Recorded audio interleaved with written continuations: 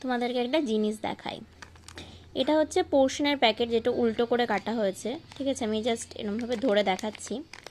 এটা হচ্ছে পোর্শনের জনঔষধির melt based food.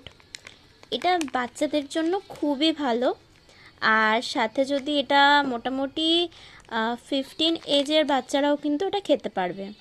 So আর এটা কিন্তু সুগার দেওয়া, বাট প্রোটিনের জন্য ভীষণ ভালো। আর টেস্টটা ঠিক লাইক হরলিক্স বোর্নভিটা, একদম ওরকম খেতে, আর দারুণ খেতে।